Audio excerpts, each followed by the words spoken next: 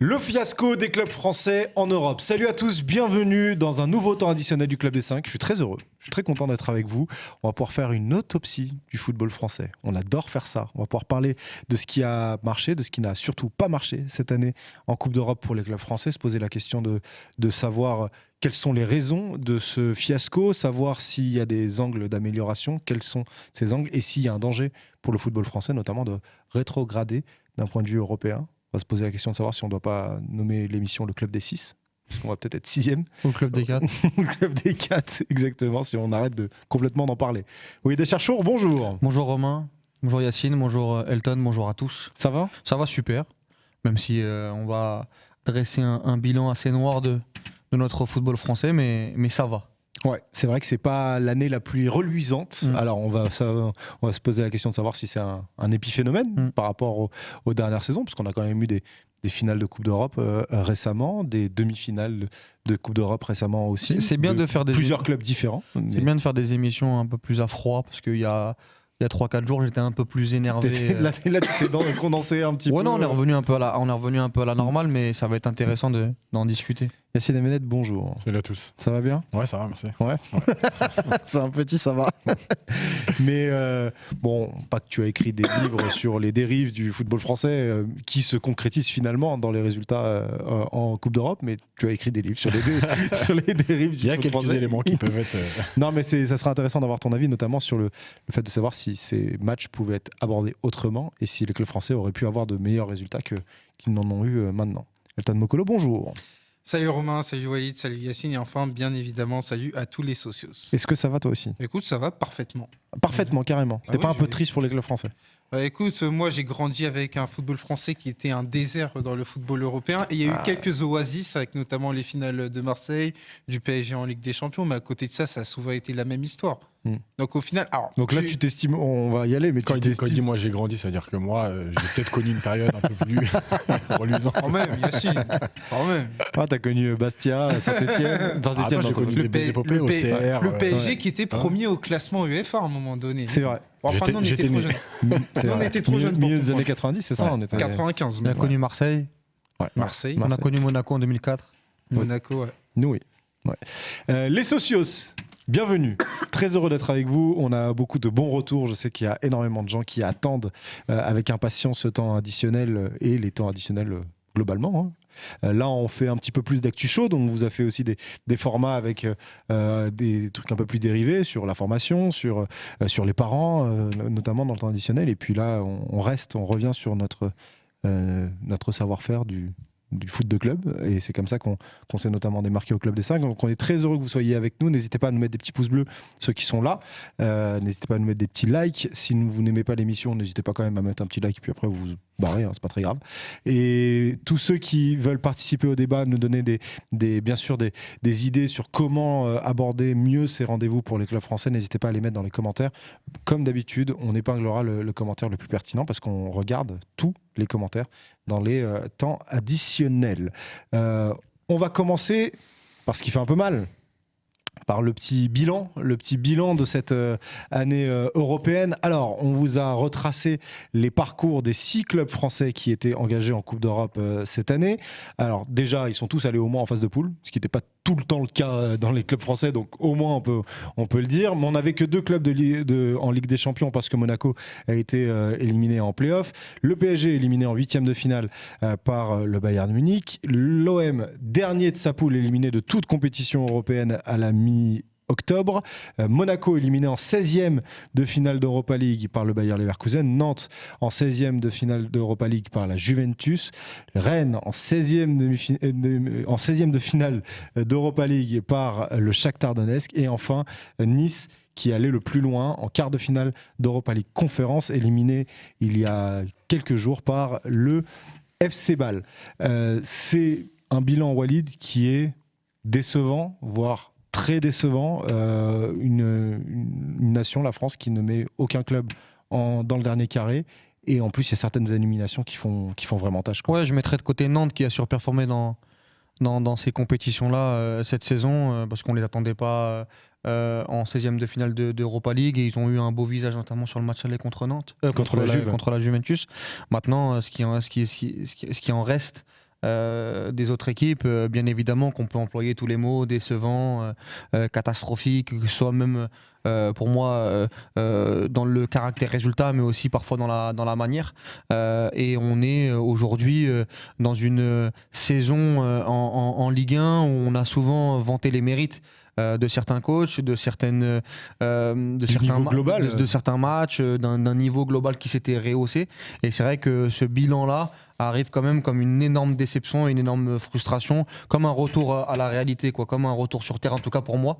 Parce que souvent, semaine après semaine, on a valorisé sur la première partie de saison. On aurait aimé que ces équipes-là nous montrent face à des équipes qui, pour moi, restaient abordables, en tout cas sur le papier pour nos clubs français. Et ils n'ont pas réussi à upgrader ou à se sortir de ces situations-là pour emmener leurs supporters et les observateurs dans une potentielle épopée. Et ça, c'est quand même pas normal. Yacine, est-ce que, un peu comme Walid qui met peut-être Nantes de côté, ou en tout cas ne les associe pas au mauvais bilan des clubs français, est-ce que toi aussi il y a peut-être une équipe que tu voudrais un peu pardonner, entre guillemets, dans ce qu'elle a produit? Non, je suis sur la même longueur d'onde que Walid, c'est Nantes. Parce que même pas Nice qui fait quart de finale par exemple. Le problème, c'est que leur quart de finale, quand tu le vois, tu es obligé d'être déçu parce que tu joues balle et qu'on va y revenir après, mais c'est un club suisse, c'est pas non plus. Tu joues pas un cadre européen. 6e du championnat suisse. Et c'est pas le grand FC Bâle. En plus, donc il faut savoir qu'il y a plus d'équipes en R1 qu'en championnat suisse, par exemple. Ouais, voilà. Sixième du championnat suisse, et on doit avoir des socios suisses qui sont avec nous, donc ils le savent, mais 6e du championnat suisse, on est en 2e partie de tableau. Avec tout le respect qu'on a pour le championnat suisse et la Suisse en général. On parle d'une équipe qui nous a éliminés notamment en championnat d'Europe récemment. Et qui encore une fois a éliminé Nice. Donc c'est pas de la condescendance, mais la réalité c'est que c'est pas. Bâle n'est pas dans les meilleures équipes du championnat suisse cette année. Qui faisait demi-finale d'Europa League en 2013 face à Chelsea. Non, c'est pas le même. Donc voilà, donc faut toujours. Il y a le contexte et il y a le parcours. Voilà, tu vas en quart de finale, t'élimines pas de grosses équipes, les matchs sont pas forcément maîtrisés et les quarts de finale en plus pour Nice est décevant. Donc non, il y a Nantes parce que Nantes, quand tu vois leur classement, leur budget. L'équipe que c'est, d'être sorti de la poule, c'est déjà bien. D'avoir fait le match qu'ils ont fait contre la Juve, voilà, ils ne pouvaient pas faire plus, mais ils ont fait ce qu'ils pouvaient et c'est déjà très bien. Donc il n'y a que Nantes. Le reste, c'est catastrophique. Et notamment l'OM dernier de sa poule, parce que malgré tout, tu n'arrives même pas à être reversé en Europa League. Et ça aussi, c'est important parce que le parcours européen aurait pu continuer, même si tu rates ta phase de poule de Ligue des Champions. Là, tu ne le fais même pas. Et ça devient compliqué pour les clubs français. Surtout qu'en plus, je me rappelle qu'au moment où Marseille est éliminé, on se dit est-ce que ça valait vraiment le coup de jouer l'Europa League ? Il y avait des débats sur est-ce que ça valait le coup d'être 3e ? Non, on en parlera après, mais moi je pense, on avait déjà discuté avec Elton dans d'autres émissions, mais que même nous, observateurs, j'ai trouvé qu'il y avait une résignation dans certains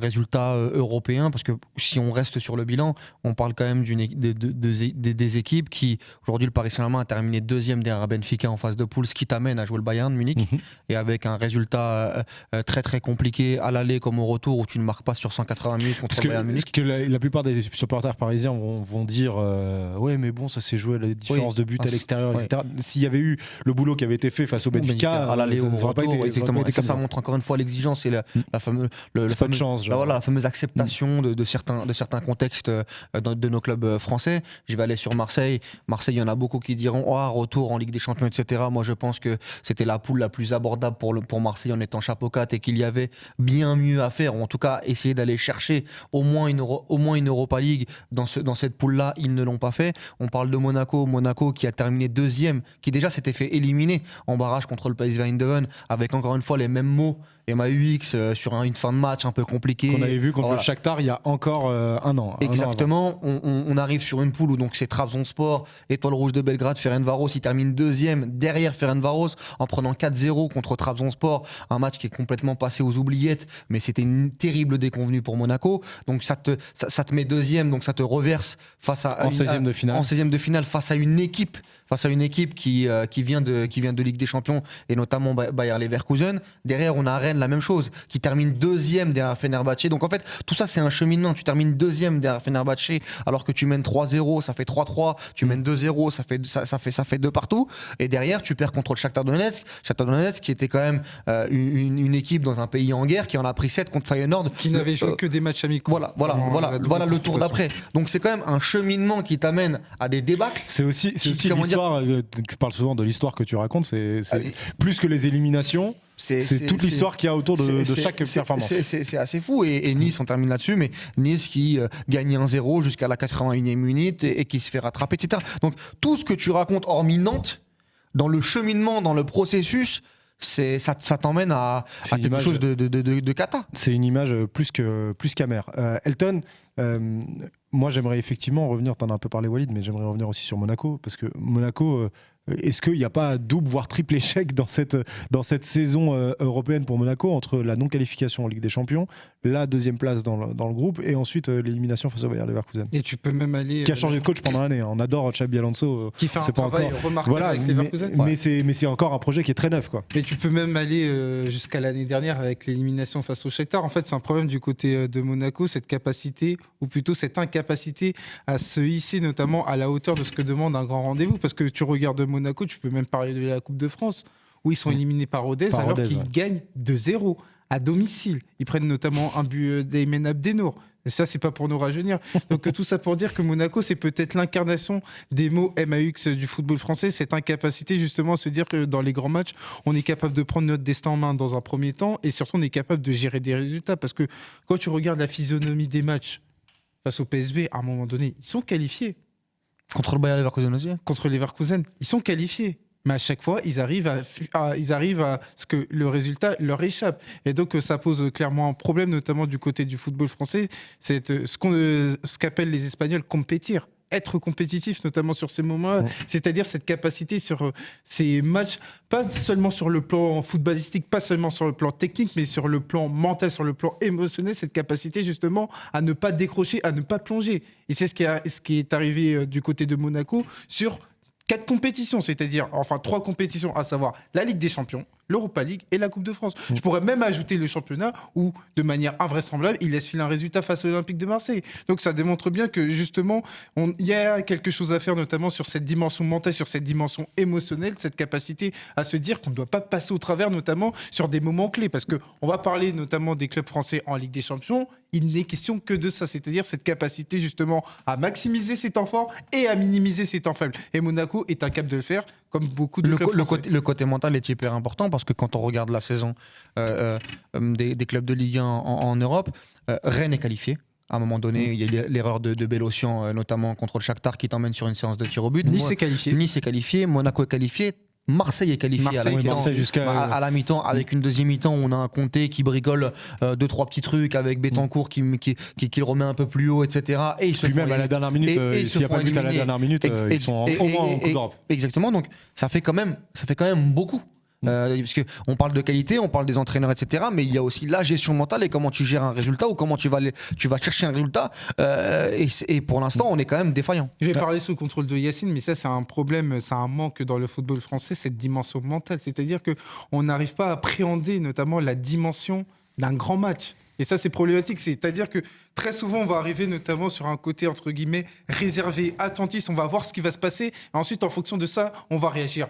Il n'y a qu'à voir ce qui s'est passé en finale de Coupe du Monde, à savoir qu'on est mené 2-0. Il a fallu qu'on soit mené 2-0 pour que justement on réagisse. On voit plus ou moins le même cheminement chez beaucoup de clubs français, à savoir qu'ils vont attendre. Et au bout d'un moment, quand ils vont voir que le résultat, il faut aller les chercher, ils vont jouer leur va-tout. Mais ça ne marche pas comme ça. J'ai pas vu beaucoup de clubs français qui arrivaient notamment en Coupe d'Europe décider à aller faire mal à l'adversaire. Si tu veux, moi, on peut parler on n'a pas encore parlé du Paris Saint-Germain, mais on peut essayer de voir le premier match, le match aller. Exactement, tu fais bien d'en parler, parce que moi, l'un des rares exemples du côté du PSG, c'est le fameux 4-0 face au Barça.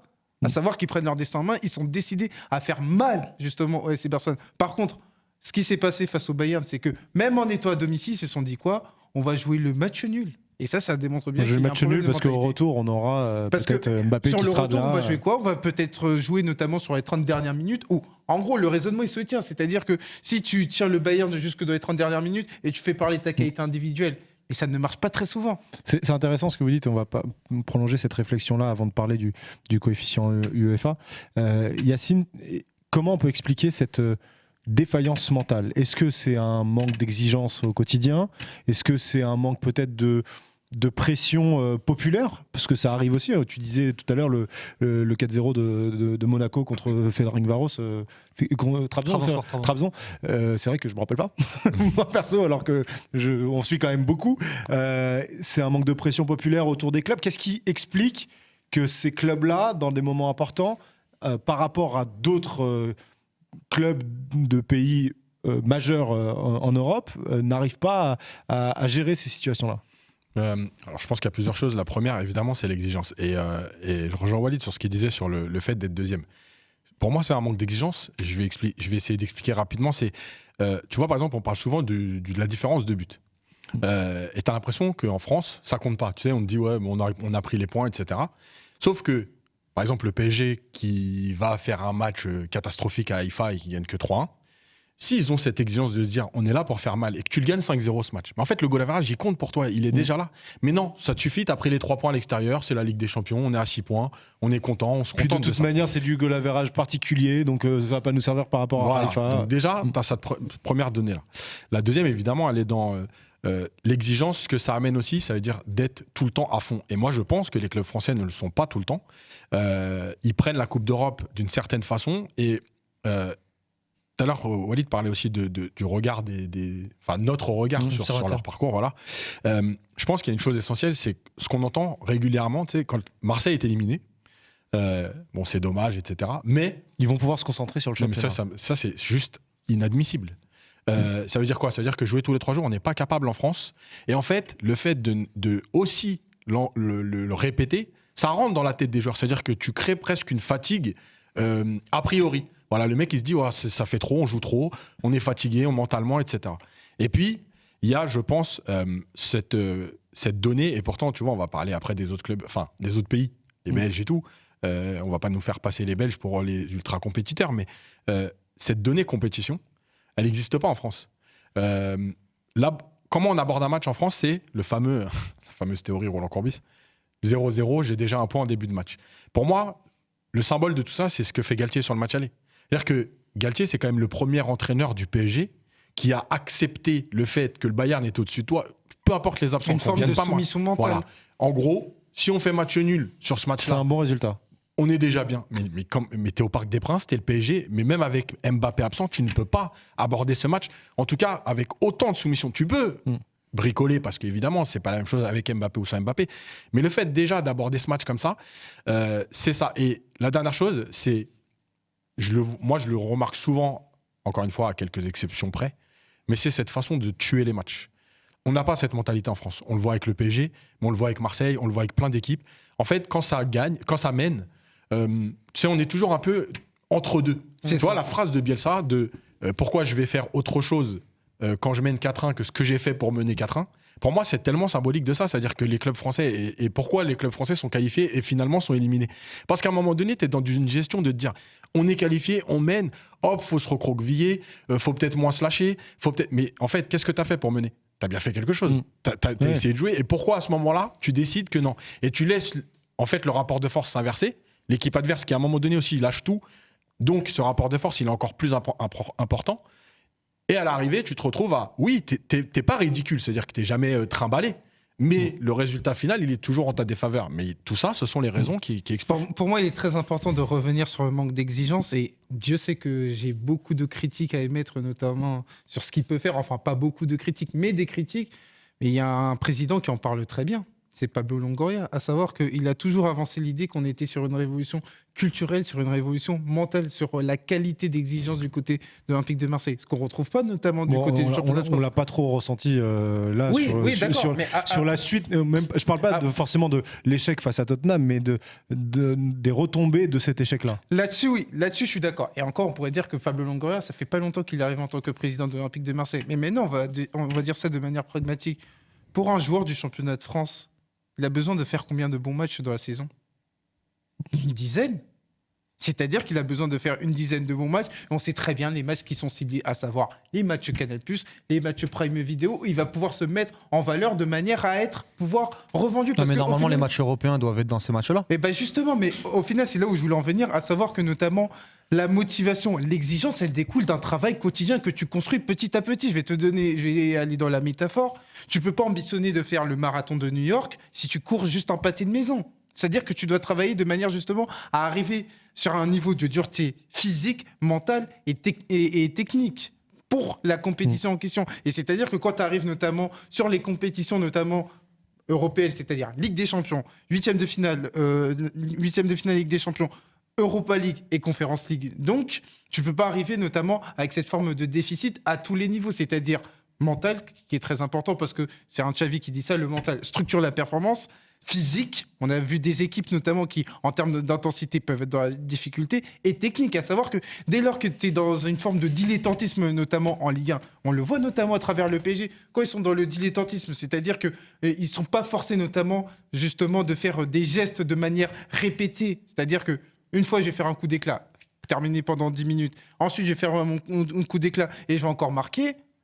En Coupe d'Europe, c'est le jugement permanent. Ouais, c'est-à-dire qu'à chaque fois, tu seras challengé là-dessus. Moi, et surtout... c'est là où c'est ce qui manque notamment, juste pour terminer, cette forme de constance que tu payes cash quand tu arrives à la Coupe d'Europe. Moi, surtout, ce qui me dérange, et j'aimerais insister là-dessus, c'est déjà d'une, j'aimerais qu'on nous explique. Parce qu'on a l'impression que c'est la litanie des grandes excuses à chaque fois. Après, tu vois, on n'a pas eu de bol, ça se joue à peu de choses, c'est des détails. En fait, les on n'a pas trop eu c'est la loterie avec les tirs au but cette année. Bah si, parce qu'il y a... Non, mais pas pour les échecs européens. C'est arrivé contre Monaco, Leverkusen et contre Shakhtar. Rennes et Monaco, tout le monde a expliqué voilà la loterie, etc. Et ça a fait partie aussi de l'acceptation de ces échecs pour certains clubs notamment. Moi, j'aimerais déjà que les professionnels nous expliquent. Moi, j'ai essayé notamment d'en convoquer, entre guillemets, positivement pour que nous, on essaye de comprendre. Parce que moi, je suis désolé, mais pour ceux qui nous écoutent, ceux qui ont joué à l'étranger, ceux qui jouent aujourd'hui en France, j'ai discuté avec certains joueurs ou avec certains dirigeants, mais on veut pas venir s'expliquer, on veut pas parler parce que, comme tu l'as dit, peut-être qu'on veut protéger quelque chose, peut-être que finalement, on veut pas critiquer l'autre club. Chacun, en fait, c'est le serpent qui se mord la queue à chaque fois. Ou reconnaître ses limites aussi. Ou reconnaître ses limites parce que ne pas accepter l'échec. Non, mais parce qu'aujourd'hui, pour le bien du football français, il faut à un moment donné qu'il y ait un état des lieux, qu'on se regarde dans les yeux et qu'on se dise qu'est-ce qui va pas et qu'est-ce qui peut être amélioré pour les prochaines années. Moi, je suis désolé, quand on parle de culture européenne, il y a très très peu de clubs qui l'ont en France. Quand je vois Séville, encore une fois, capable d'aller en demi-finale alors qu'ils font une saison catastrophique, cataclysmique en sortant Manchester United, je ne le perçois pas dans nos clubs français. Quand je vois Villarreal, à chaque fois qu'ils sont dans une compétition européenne, ils arrivent un petit peu à... Pourtant, Villarreal, c'est pas un club qui joue l'Europe historiquement longtemps. Non, ils ont coulé cette année, mais je te parle dans la globalité. Quand on regarde, je sais pas moi, mais les clubs italiens qui ont connu un vrai déclin. Un vrai déclin. Aujourd'hui, cette année, t'as les 2000 ans qui font une saison catastrophique en Serie A. En tout cas, peut-être pas catastrophique, mais très loin des attentes. Et quand c'est l'Europe, c'est l'Europe. Et ça, en fait, j'ai l'impression de l'effet inverse en Ligue 1. C'est-à-dire que, comme le disait Yacine tout à l'heure, on est plus dans c'est pas grave, de toute façon on a la Ligue 1, on va se qualifier pour l'année prochaine. Mais tu vas te qualifier en Europe pour faire quoi l'année prochaine? À quoi ça sert si à chaque fois que t'es en Europe, tu te satisfais de pas grand-chose, que t'as pas d'exigence? Et c'est mon troisième point, c'est que chez les observateurs, on est dans la résignation. Moi, quand j'ai entendu après Rennes, oui, bon, c'est le Shakhtar, voilà, c'est la séance de tir au but. Quand j'ai entendu contre Fenerbahçe, quand ils sont arrivés deuxième, ouais, mais Fener, c'est quand même un grand club un grand club turc. Quand j'ai entendu pour Monaco que finalement, oui, bon, Bayer Leverkusen, c'est une belle équipe, ça reste une équipe de Bundesliga qui était reversée en Ligue des Champions. Quand j'ai entendu pour Marseille, ils étaient chapeau 4, alors que encore une fois, le football et le football en Europe, c'est aussi des opportunités. Quand tu as une poule abordable où tu peux avoir Francfort, Tottenham Sporting, tu te dois d'être compétitif d'entrée. Tu dois pas avoir 2-3 ans en Europe pour être compétitif. Pourquoi d'autres clubs ont cette insouciance? Pourquoi d'autres clubs sont capables de faire des coups très très rapidement? Nous, en France, on trouve à chaque fois, et je terminerai là-dessus, chez certains observateurs, une forme de résignation, une forme de oui, bon, n'en faites pas trop quand même, arrêtez d'employer des mots comme catastrophique, etc. C'est pas grave. Le PSG, la même chose. Quand on avait dit c'est pas normal qu'il ne gagne pas contre Benfica, oh ça va, oh ça s'est joué sur un coup de dé. La même chose contre le Bayern Munich. Oh le Bayern Munich quand même c'est assez costaud, il y a eu des absents. Sincèrement, je suis désolé, mais même nous dans notre football, que ce soit les dirigeants qui ne veulent pas transmettre ou qui ne veulent pas nous faire comprendre c'est quoi qui ne va pas pour progresser et les observateurs, on est dans une zone de on se voile la face. On se voile la face. Juste il faut juste qu'on avance et donc tu vas pour les données. Juste, je fais un point sur l'importance et les conséquences de tout ça. L'importance, elle est notamment au niveau du classement UEFA. On vous l'a mis, le classement UEFA, qui prend donc les 5 dernières années, de parcours européen. Le Paris Saint-Germain a aidé notamment, et l'Olympique Lyonnais aussi, puisqu'il y a eu 2 demi-finales de Ligue des Champions en 2020 et une finale pour le PSG. Mais on voit qu'on est non seulement très loin de la 4e place, qui est celle de l'Italie, mais menacé à très très court terme par les Pays-Bas, qui a encore un demi-finaliste en Coupe d'Europe, c'est l'AZ Alkmaar, et le Portugal qui est cette fois un peu plus loin. Si on vous montre la répartition des points depuis, je crois que c'est 10 ans, donnés par les clubs français, on a donc le Paris Saint-Germain qui est loin, très loin devant, avec 112 000 points donnés au coefficient UEFA sur les 5 dernières années. Lyon qui est derrière, notamment grâce à cette demi-finale de Ligue des Champions. Viennent Rennes, Marseille, Monaco, Nice, Bordeaux, Nantes, Saint-Etienne, Strasbourg et Reims. Ce qu'on peut voir aussi là-dedans, c'est que on a des équipes qui ne viennent pas souvent en Coupe d'Europe, et c'est peut-être un mérite aussi d'avoir des clubs français qui découvrent aussi les Coupes d'Europe de temps en temps. Mais on en a, je pense notamment à Monaco, qui font des Coupes d'Europe tous les ans et qui n'arrivent pas à faire augmenter ce nombre. Monaco, depuis 2017, en Europe, c'est une catastrophe. Regardez toutes les épopées, c'est même pas une épopée. Les campagnes européennes, entre la dernière de Jardim, entre celle d'Henry, la claque face à Leipzig en 2018, exactement, Bruges, etc. Non mais refaites-vous. On les a pas toutes là en tête, mais c'est une catastrophe pour une équipe comme Monaco. Et pourtant, tu vois, l'histoire de ce qu'on avait entendu sur Marseille par rapport à il faut de la récurrence en Champions League ou en Europe, ils les font ces matchs-là. Ouais, mais... Et pourtant, il n'y a aucune amélioration. Les conséquences, elles peuvent être quoi? Regardez à partir de 2024-2025 ce que vont apporter ces places au classement UEFA. La 5e place à l'indice UEFA donne 4 qualifiés en C1. Là, actuellement, la France en a 3, enfin on a 2 plus 1, on a 2 qui sont qualifiés directement et 1 qui est qualifié au tour préliminaire. Donc si la France reste à cette 5e place, on aurait 1 qualifié en C1 en plus, on en aurait 3 qui seraient qualifiés directement et potentiellement 1 via le tour préliminaire. Si la France se dégrade et arrive à la 6e place, là on aura en gros le format qu'on a actuellement, avec 2 qualifiés directement et 1 au tour préliminaire. Si la France chute encore cette fois à la 7e place, on passera plus qu'à 2 qualifiés, 1 directement et 1 au tour préliminaire. Alors visiblement, puisque si on se dégrade, on a ce qu'on a à peu près aujourd'hui, il n'y aura pas de rétrogradation dans la manière dont jouent les clubs français en championnat pour essayer de se qualifier en Ligue des Champions, mais il y a un vrai step pour upgrader qui serait manqué.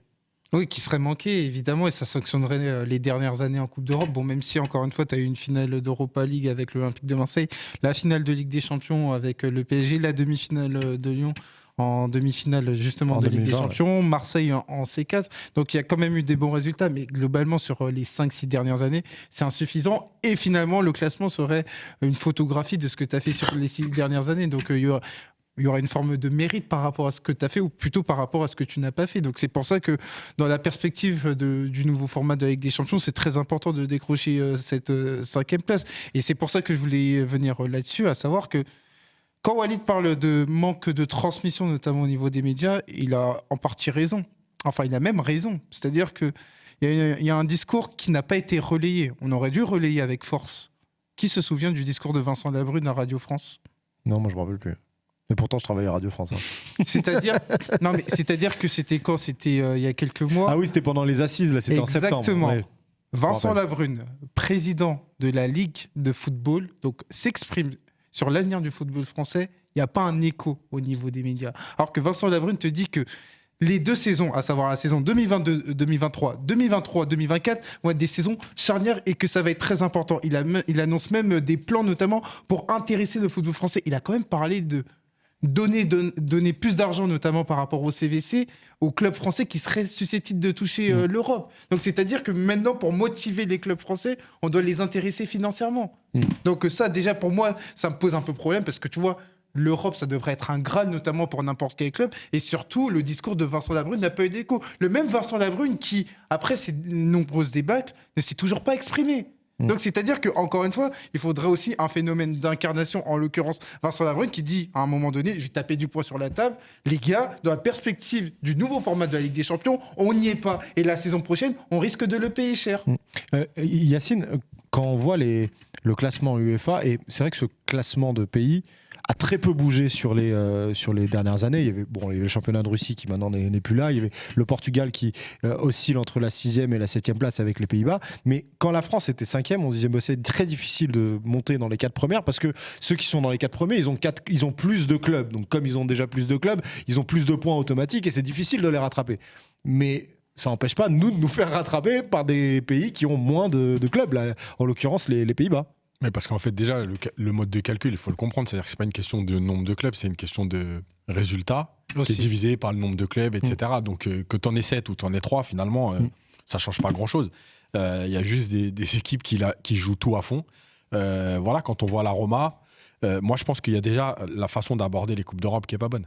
De toute façon, en dehors du fait qu'on joue tous les 3 jours, quand j'entends...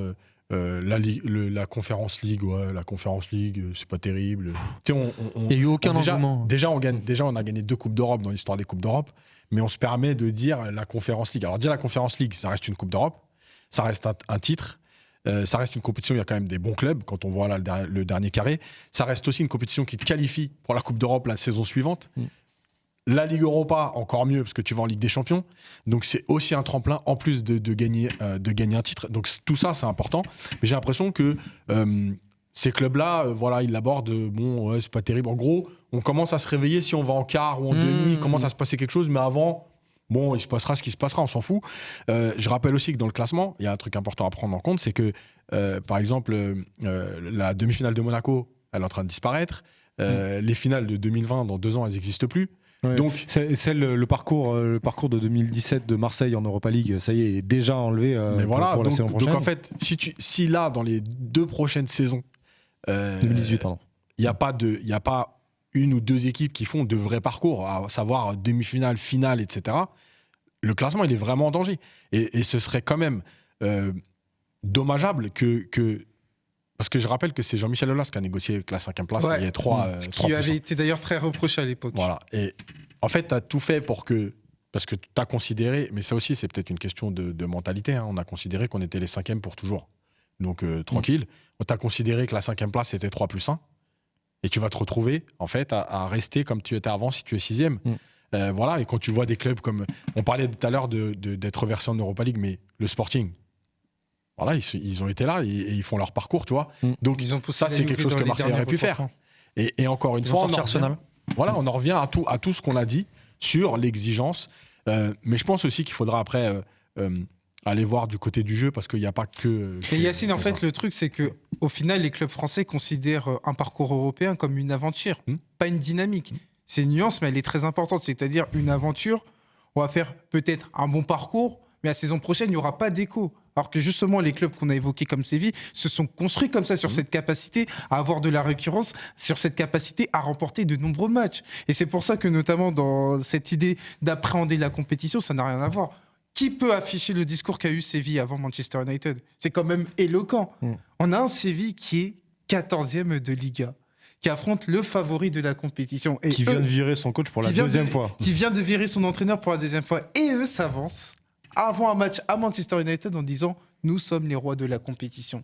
quel club français pourrait arriver et se dire avant un match européen, nous sommes les favoris de la compétition. Pas nécessairement les rois de la compétition, mais les favoris. En gros, en n'ayant pas de complexe par rapport à l'adversaire. Personne ne peut faire ça. Si on détaille un peu les clubs français, effectivement, pendant plusieurs années, le Paris Saint-Germain a boosté les points UEFA du football français.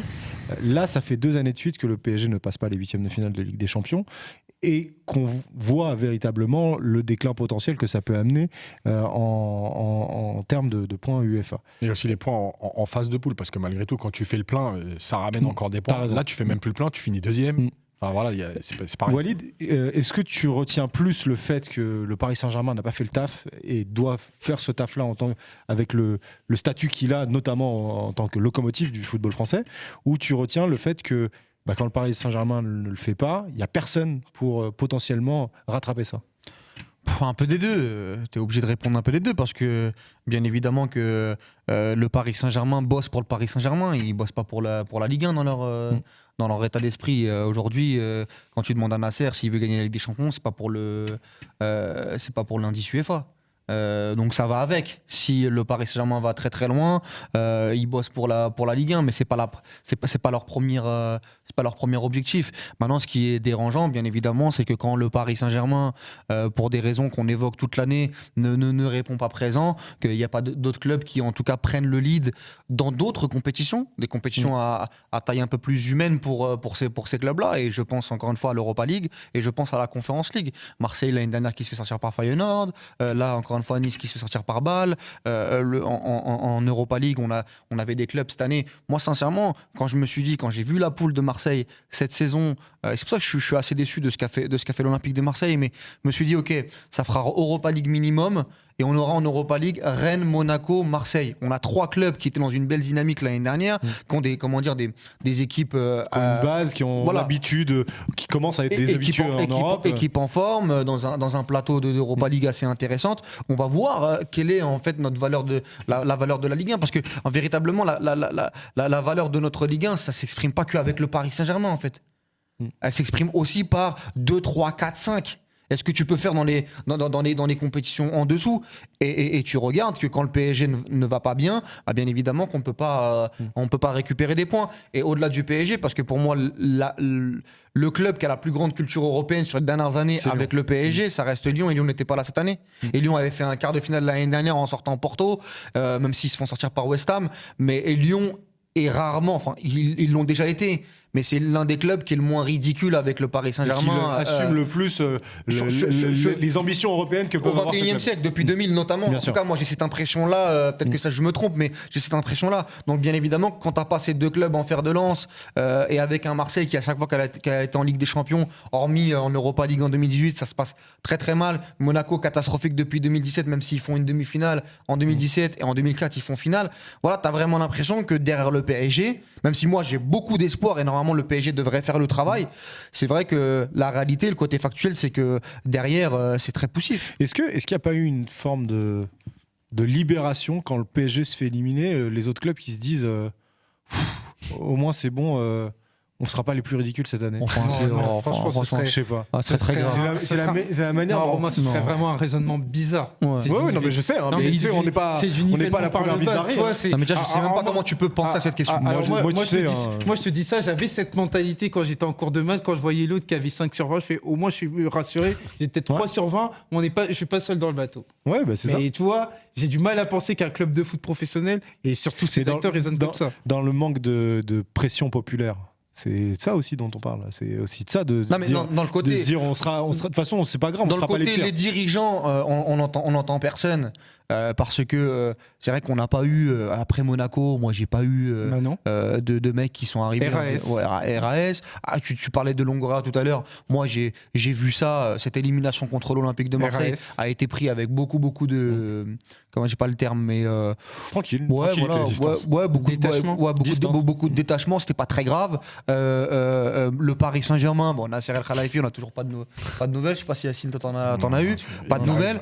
La Brune, la même chose tout à l'heure. Donc c'est vrai que Moi, c'est davantage à Brune qui me pose problème. Non, moi, même les présidents de club. Oui. Non, mais président de club, Oui. observateur, dirigeant de comment dire, d'instance. L'autorité supérieure. Mais là où Romain, même si je trouve la question Saugrenue. voilà, saugrenue. non, mais là où on peut en tirer peut-être du positif, c'est que dans notre débat, c'est que finalement, personne veut faire cet état des lieux parce que finalement tout le monde est dans le même bateau, quoi, et que pourquoi moi je monterais au créneau alors que les autres clubs. Est-ce que c'est un échec si c'est pas un objectif? C'est ça aussi la question qu'il faut. On a un côté boutiquier, à savoir que voilà, on est passé à côté, c'est pas grave, la vie continue. Alors, on peut essayer de se poser aussi des questions sur qu'est-ce qu'on pourrait faire pour step up, pour essayer de... je pense notamment, si on prend les exemples de championnats qui ont plutôt bien réussi en Coupe d'Europe et des exemples complètement différents. Si on voit la liste des pays qui ont envoyé encore des clubs en demi-finale de Coupe d'Europe, on a notamment l'Italie, qui envoie 5 clubs en demi-finale de Coupe d'Europe cette année sur les 12 possibles. On a ensuite 2 Espagnols, 2 Anglais, 1 Allemand, 1 Néerlandais et 1 Suisse. Le travail de la Serie A depuis plusieurs années, Yacine, même si ça se voit peut-être un peu moins cette saison où le championnat n'est pas d'un très très grand niveau, on a l'impression que c'est ce travail-là qui a payé pour les clubs italiens en Coupe d'Europe. Est-ce que nous, dans une saison en Ligue 1 qu'on a louée, notamment sur les premiers mois, on a tous dit que la Ligue 1 était agréable à regarder, qu'il y avait de plus en plus de clubs ambitieux, etc. Est-ce que c'est quelque chose qu'on pourra voir par principe un peu systématique comme avec les Italiens, qu'on pourra voir en Coupe d'Europe sur les prochaines saisons? Moi, mais je pense qu'il faut déjà revoir tout le football entre guillemets. C'est-à-dire que je pense qu'au niveau du jeu, on est trop loin. On ne pratique pas un football de 2023 en termes d'intensité, en termes d'engagement, en termes de qualité collective. Pour moi, on ne pratique pas un football de 2023. Et les clubs italiens qui se sont, entre guillemets, transformés, je pense que eux, au travers de l'Atalanta, par exemple, il y a eu des choses, tu vois, on s'est dit, tiens, en jouant comme ça, voilà, on se rapproche. L'Atalanta, c'est pas un gros club italien et il y a eu des résultats. Ils font des quarts de finale, ils sortent des poules. Voilà, ça a suivi un peu le chemin. Il y a une vraie réflexion autour de ça. Je pense que, même si tout n'est pas parfait, attention, hein, mais je pense qu'en France, on a... c'est pour ça que, par exemple, j'aimerais bien voir Lens avec le football qu'ils pratiquent aujourd'hui. Ce que ça en Europe l'année prochaine. Voilà, parce que théoriquement, ça devrait être le cas. On devrait les voir les prochaines. Mais c'est fou ça, Yacine, parce que c'est intéressant, mais juste pour te couper rapidement, moi j'ai du mal à être d'accord avec ton constat, et c'est pour ça que moi je n'ai pas la solution. T'as pas la solution. Parce que tu vois ce que tu dis par rapport à l'Italie, moi quand je vois l'Inter, quand je vois l'AC Milan, quand je vois la Juve qui est en demi-finale. Après, c'est un peu biaisé. Ouais, tu vois, quand je vois la Juve en demi-finale d'Europa League, je vois pas non plus ce football moderne. Tu vois, je les vois toutes les semaines cette année, ces 3 équipes-là. C'est très très compliqué. Et à contrario, une équipe l'année dernière, une équipe comme Rennes. Je trouvais qu'elle allait vers ce football moderne. Allait, ouais. Ça s'est arrêté cette saison. Marseille, je trouve que ça va vers ce football moderne-là. Sous Tudor, Lens, tu l'as dit. Donc voilà, j'ai du mal à... Par exemple, le Napoli s'est fait entre guillemets, avoir par une équipe de Milan un peu plus rustre, un peu plus, on va dire... j'ai pas le terme, rudimentaire. Mais, ouais, un peu plus rudimentaire dans sa façon de jouer au football. Donc finalement, il y a même de ce côté-là, moi j'ai du mal à avoir le fin mot de l'histoire, tu vois. Non, mais il n'y a pas que ça. Mais moi, je pense sincèrement qu'il y a une partie de ça parce que tu vois, c'est quand on voit United, tu vois. Ouais, mais quand tu vois, par exemple, juste après, ça reste des statistiques, mais le nombre de kilomètres parcourus, les clubs français sont jamais dans le top 20. Voilà, les courses à haute intensité, les clubs. En fait, c'est pas juste de dire on est capable de mettre 90 minutes d'intensité ou pas. Le Milan met pas 90 minutes d'intensité. Par contre, quand tu analyses les données athlétiques, les courses à haute intensité, voilà, la percée de Léao, etc. Tu vois, c'est-à-dire que quand ils y vont vraiment. Et je trouve que là, on a un vrai déficit du côté des clubs français. Après, de toute façon, je pense aussi qu'on a... alors, ça va être bizarre ce que je vais dire, je vais essayer d'être clair. On a des joueurs qui sont là, faut le reconnaître, sur des clubs tremplins. Voilà. Pour eux, c'est ce que la vérité, c'est d'aller à l'étranger. Des joueurs qui sont à la Roma, à l'Inter et tout, c'est pas un tremplin. C'est-à-dire qu'ils sont là, ils sont investis. Peut-être qu'ils partiront, mais c'est pas un tremplin. Et bizarrement, on pourrait se dire, mais si c'est un tremplin, l'Europe, ça devrait être la tête de gondole de tes performances. Voilà, quoi. mais en même temps, en fait, il n'y a pas plus d'investissement parce que tu n'en as rien à foutre. C'est-à-dire que c'est la vérité. C'est que t'es éliminé en 8e, en 16e, C'est pas ça très change grave. rien parce que ton objectif à toi, c'est de te barrer. Donc, Tu penses que les joueurs en ont rien à foutre un 8e contre mais- le Bayern, non, mais contre les petits clubs, non, mais contre les petits pas clubs, forcément à l'excellence. contre les petits clubs, oui. Et la deuxième chose, c'est que je pense que quand toi, on t'explique déjà que tu es une valeur marchande, tu vois, je prends Levromayer. L'année dernière, il a failli s'il y avait une bonne proposition. On sait que dans les 18 mois, il va partir. Bon, le mec, il est là, voilà, il joue, mais pas plus que ça, parce que ça les intéresse pas. Et la visibilité, malgré tout, c'est pour ça que je mets une nuance. Oui, l'Europe, elle t'amène une visibilité, mais honnêtement, c'est pas par exemple contre Ferencváros que tu vas l'avoir la visibilité, en vérité. Tu vois, D'ailleurs, nous, on en parle, mais d'un point de vue, même d'un point de vue suivi des émissions ou des trucs dans ce genre-là, les émissions post-Europa League, mais voilà, les on s'en émissions, fout. c'est Donc, pas, c'est pas là. c'est pas les émissions qui sont les plus suivies parce que c'est pas celles qui drainent le plus de population et donc de pression, quoi. Mais bien sûr, et dernière chose, c'est aussi ce qu'on dit depuis le début, c'est-à-dire que le discours. Tu vois, si moi je t'explique que, tu vois, quand tu vois un Colomboigny en Allemagne et qui marque des buts en Coupe d'Europe, etc. En fait, le truc, c'est ça. Ok, c'est un tremplin, on le sait, puisque même eux lui ont vendu ça. Mais ton tremplin, il va être bénéfique pour tous si tu es performant, si on va au bout de certaines choses. En France, on n'est pas là-dessus. On est déjà dans la vente, on s'en fout en fait. Le parcours européen, c'est pas ça qui va C'est ça. déterminer. C'est pas un impératif. Voilà, donc, comme je le dis tout à l'heure, on le prend de haut. Encore une fois, on aurait 20 Coupes d'Europe, je le comprendrais peut-être, et encore. Mais on en a que 2. Donc, aller gagner, tu rentres quand même Dont dans une qui l'histoire existe plus, du football français. Dans une qui n'existe plus. En plus. Donc voilà, je pense que c'est un mélange de tout ça et on est obligé de tenir compte en fait du contexte français. Encore une fois, la Coupe d'Europe, dans la médiatisation, tu l'as dit, voilà. Qu'est-ce qu'on voit de l'Europa League? Des plus émissions, trop est-ce que grand-chose. ça débat, est-ce que ça... Voilà, ça intéresse pas forcément les gens et les clubs sont un peu dans ce truc-là. Et je prends l'exemple de l'OM, la dernière année où ils vont en finale. Rappelez-vous le stade Vélodrome, comment il est vide pendant un long moment jusqu'au quart de finale. Voilà. Et c'est là qu'ils se disent, ah ouais, bah finalement, c'est peut-être que l'Europa Je crois que c'est League, jusqu'au 8e, c'est à partir des 8e. À partir des voilà, huitièmes, où c'est. voilà, où mais ça avant, il devient- n'y a rien. Se dire que voilà, s'il passe, c'est bien, on s'en fout. Et d'un coup, ils se disent, ah tiens, là, on Là, il y se a un truc à rapproche, il y a faire. un truc à faire, on va peut-être y aller. Voilà, c'est tout le monde, en fait, qui est Même concerné Rennes, je me par cette rappelle statistique. du quart de finale, quart ou 8e contre le Betis, je me rappelle plus. Quelle bêtise. Le Betis de Le 16e de 7e. finale. De 7e. Le 16e C'était de un Pas 16e. contre Rennes, contre Rennes. Contre Rennes, ouais. Ouais. Non, c'était pas un 16e. C'était un 16e. C'était un 16e? Ouais, Si, ils c'était un perdent en 16e. 8e contre Arsenal. Arsenal, ouais. Bon. Donc, bon, c'était intéressant comme discussion de voir.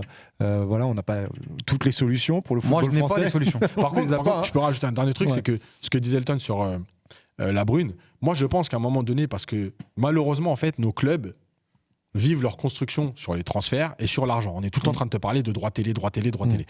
Bah, moi, je pense qu'à un moment donné, malheureusement, il faut dire aux clubs, bah, voilà, il y a une partie, les droits télé sont répartis par classement, Mais c'est ce qui va être fait. diffusion, Ah oui, on machin voit. et tout.